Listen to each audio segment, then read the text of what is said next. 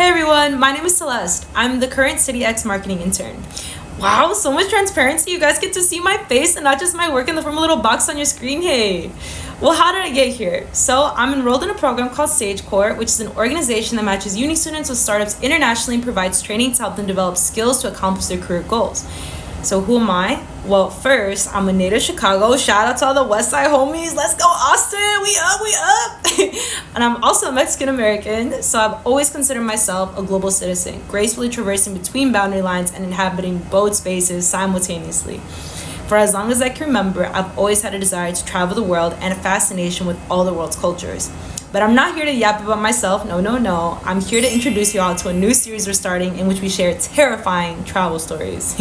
And then we laugh about them in the end because we lived to tell a tale and learned a lot as well. So my story goes like this. In my third year of uni, I was working a full-time internship in Milan, Italy, which was amazing. But during this time, my church was organizing a conference in London. And so I thought, okay, hey, my ticket will be much more affordable since I'm flying from Italy instead of the States. And so this is a once-in-a-lifetime opportunity for me. I go ahead, I buy my admission and my flight ticket. Mind you, this was the first time I was traveling alone, for context. My flight was at 9 a.m., which doesn't sound too bad. But guys, I went to bed at 3 a.m. the night prior, and I had to get up at 4 a.m. because I needed to take 2 trains and a bus to get there 2 hours before my boarding time. So by the grace of God, I make it on time, not missing any of my connecting commutes. I make it through TSA, receive my boarding pass, and make my way to the gate, indicated by the screens, of course. So I'm sitting, feeling very pleased with myself, when I discover that there will be a 2-hour delay. So I wait, only to find out upon scanning my boarding pass that I waited for the wrong flight. My flight left 2 hours ago, at the gate right next to this one.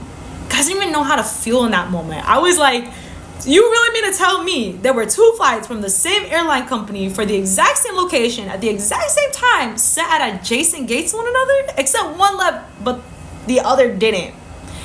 I could see the pain in the employee's eyes as she empathized with me. And so she let me know to make sure to go by the unique flight number instead next time. I held back tears. I had no one else to blame but myself. But how could I even blame myself because of my own lack of knowledge? So she directed me to the desk where I could purchase a new flight.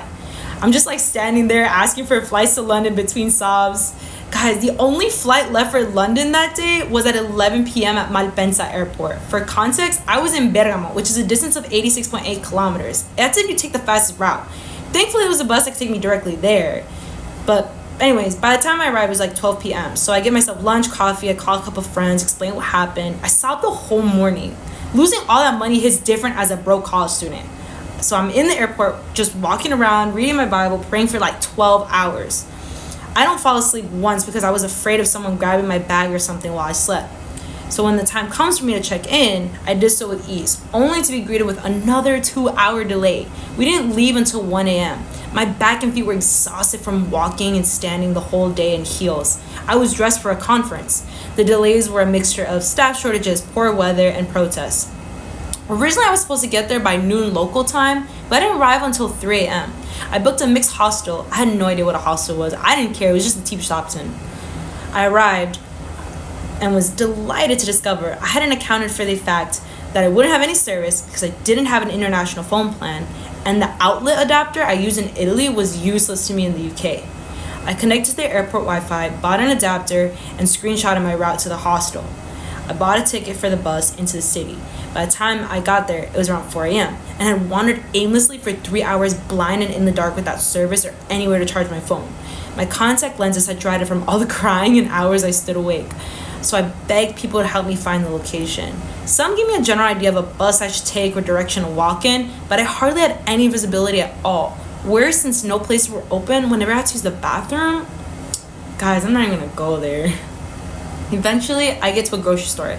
In my exhaustion, I start crying again, and I ask the clerk to steer me in the right direction. So many people play dumb and helpless with me, but I tell him, "Man, pull out your phone and use your map." So I continue walking to a cafe where I can sit. I ask the owner the same question. Am I going in the right direction? I must have looked awful because he looked so sorry for me. He told me to have a seat, charge my phone, gave me the information for the Wi-Fi. Then he gave me a free croissant and a latte. His kindness brought me to tears again. At that point, it was already 7 a.m. The sun had risen, so I pull out my journal, I write, and I read my Bible while my phone charges. When I get to the hostel, I didn't even sleep because I desperately craved a shower. desperately craved a shower. So I walked to a nearby market, asked for some free samples. I used the samples to shower. And so essentially I spent 43 pounds to shower. I called my friend and was able to find the location of the conference. What's crazy is that when I got there, my exhaustion had disappeared. And so stories like this are exactly why CitiX exists. We share these stories to share wisdom with each other that can protect one another so that others won't have to go through the same painful lessons we've been through. We share these stories to teach each other about what our homes mean to us, what travel means to us, and to do so in a way that honors the beauty and sacredness of these spaces. DM our page if you have any experience that you would like to share, and don't forget to follow us on Instagram, Facebook, TikTok for more content. Also, like and share this video if you think it could help somebody out. We would really love to have you in our community.